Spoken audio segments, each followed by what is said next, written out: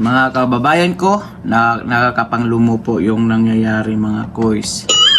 Dahil yung official report ng suko na ginawa dun sa Davao ng mga kapulisyan, grabe, nakakakilabot po.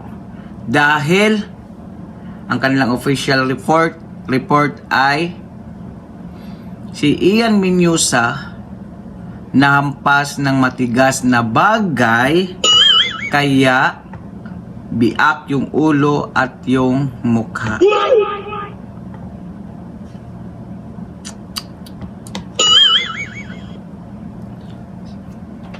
Bago po tayo magbigay ng komento o reaksyon, panoorin po muna natin tong report. Credit to the rightful owner, to DXBC Butuan at Brigada News Butuan. Kasama no live na karon sa Butuan City Police Station number 4 at tumakaban karon si Police Chief Master Sergeant Arnel Bawor, ang investigator sa station number 4. Sir, kumusta sir? Doon na ba tayo update sir? O doon na ba resulta sa gihimo nga autopsiya sa patay nga lawas ni Bibi Ian?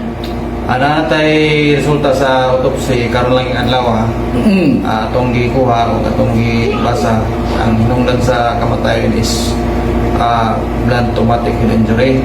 So both pasabot, either gibunala ni siya or gibunal ni siya. So mo hinungdan sa kamatayon sa usa ka bata nga si Ian Minyusa. Asa particular dapit sir? Sa ulo mismo o sa naong. Sa ulog sa naong. Oh. Posible usa gigamit sir nga object nga gibunal sa mga bata.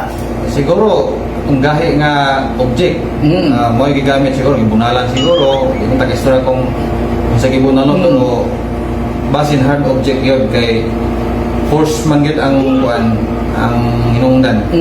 So basin kanang hard object may gibunal gid. Base sa investigation sir, so ni disgrasya lang o gituyo sir? Ito yun ni sir kay kung disgrasya ni siguro kung panangitan ta karon nahagbong lang dito sa ilang likod no, yuta man to. Nahagbong lang siguro, di siguro inanak ka severe ang injury. Yes. Siguro buko lang. Pero kay kini kay fracture man, severe injury man, wala gini nahagbong gibunalan gini. Okay. Sir, unsay sunod ani nga lakang himon sa to kapulisan sa station number 4? Ang lakang karon sir is padayon pa gyapon namo giimbestigaran o gipalaman ang investigasyon para masuta kung kinsa ginahimuan.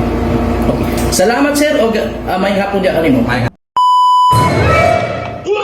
So ayun nga po yung kanilang official report ng suko sa ginawang autopsiya sa katawan ni Ian Minyusa. So grabe no, talagang brutal po, heinous crime po yung nangyari. Dahil sabi nga ng pulis, ng investigador diyan sa Butuan Station 4, siguro yon o sa regional. Kung nalaglag lang yung bata daw, hindi ganon yung matatamo niyang pinsala na mabiyak ang ulo, pati ang mukha. So, ibig sabihin daw, hinampas po ito ng matigas na bagay sa ulo at sa mukha. Grabe mga koys. Walang awa po yung gumawa nito. Balikan lang po natin yung testimony nung pag-imbestiga ng mga kapulisyan, ng reporters at vloggers sa nanay ni Ian Minyusa na si Wilma Minyusa. Noong nawala ang bata, alas 7 ng umaga, yung unan yung interview.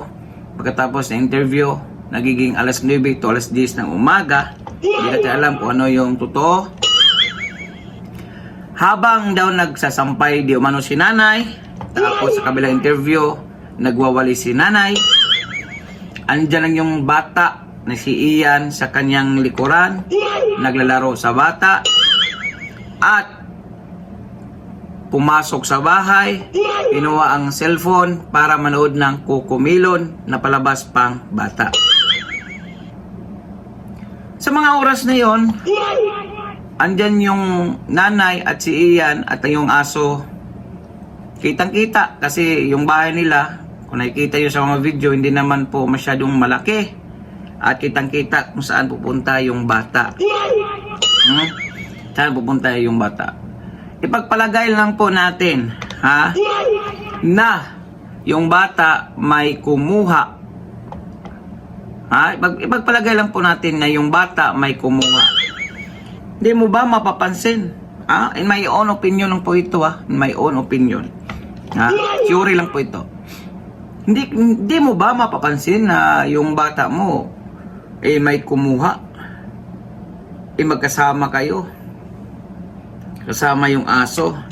Tapos, di umano, hinanap daw ni nanay doon sa loob ng bahay, hanggang sa likuran, hanggang sa hinanap di umano ng nanay. Hindi nakita yung bata, sabi ng nanay ni Nanay Wilma. Hanggang sa may konsehalis na mismo ang konsehalis pumunta doon dahil nakabalita siya na yung bata nawawala daw. After 24 hours, nagsumbong sila sa mga kapulisyan na nawawala yung bata, D1. Hanggang umabot sa ilang araw, 2, 3, 4, 5, 6, and 7 days, nakita na yung bata doon sa sapa, maliit na sapa. Pero bago nangyari yon, marami na pong mangtatawas, mga lispo pumupunta sa kanyang bahay, vloggers, barangay tanod, barangay officials. Ngunit, ang unang, siguro kung nakasubaybay kayo sa akin, ano bang sinabi ng hipi ng kapulisyan? Hindi cooperative si nanay sa mga kapulisyan. Mismo ang hipi dyan sa Station 4 sa may Ampayon, Butuan City. Ang nagsabi niyan na hindi cooperative si nanay sa kanila, but cause hindi cooperative yung nanay tapos umiiwas sa kanila. Sabi po yan, mayroong record po tayo yan. But cause pag mga mangtatawas, manggagamot, mga vloggers ang pumupunta kay nanay, napaka-cooperative po ni nanay. Kung nakita nyo sa mga latest vlog ko, sa mga vlog ko, nagpatawas po si nanay. Dalawa pong manggagamot na pumunta doon. Kaya siguro sinasabi ng mga kapulisyan na cooperative si nanay doon sa mga manggagamot kaysa kanila. Hanggang sa mayroon pong barangay konsihal o si Kunsi nagsalita kanoy na yung pagdududa nila nakatutok lamang sa magulang. Dahil kahit anong mangyari, handa siyang magpakulong basta sigurado siyang 100%, 100% nang gumawa sa krimen, heinous crime, karumaldumal na krimen, kay iyan is yung magulang nito na walang iba kundi si Wilma, Nanay Wilma at si Tatay John Dre Minyosa. Handa pong tumistigo ang konsihal, handa po siyang magpakulong, hindi po nababago po ang kanyang prinsipyo, ang kanyang pananaw at ang kanyang opinyon na yung nanay talaga ang gumawa ng karahasan sa bata. At isa pa dito, yung lugar na kung saan nakikita yung bata, 4 to 5 kilometers ang layo mula sa kanilang bahay. Imagine, dadaan ka pa ng ilog, aakyat ka pa ng bundok bago mo marating yung lugar na kung saan nakita yung bata wala ng buhay. Ang tanong ngayon, kaya ba ng 2 years old na maglakad ng ganun kalayo lamang? Ganun kalayo, 4 to 5 kilometers, imagine. At isa pang nakapagtataka nito, di umano, bago nakita yung bata ika-7 araw, may dumaan na malakas na ulan at pagbaha doon sa lugar na kung saan nakita yung bata. Nagtataka yung mga kabarangay kung talagang sa diwan pa andun yung bata, bakit hindi ito inanod? Ha? Isa pa rin yun. Bakit hindi ito inanod? At yung iba pang nakita sa bahay ng magulang at sabi nila may kwarto. Di umanong ayaw pa buksan ni nanay, ayaw papasukan ng tao. At nakita din nila sa bintana sa labas na may nakatirik na kandila. Yung ano, ayon po yan sa mga lumalabas sa social media. So ngayon, isipin po natin ang mabuti. Yung magulang at yung bata lamang, kung ikaw magulang, imposible mo yatang hindi mapansin yung anak mo o yung 2 years old na bata na bigla lamang nawawala sa likuran mo. Ha? Kung totoong nagsampay o nagwalis lamang si nanay. At ang iba pang tsuri nito, may nagsasabi, sinabi ni Konsyal Kanoy, okay, hindi intensyon na paslangin o diduin si Ian Menyosa. However, hindi napigilan yung emosyon ng mga magulang kasi alam naman po natin yung bata matigas ang ulo, masayahin, minsan malambing, pasaway, mabait, ganun talaga yun kasi bata nga eh.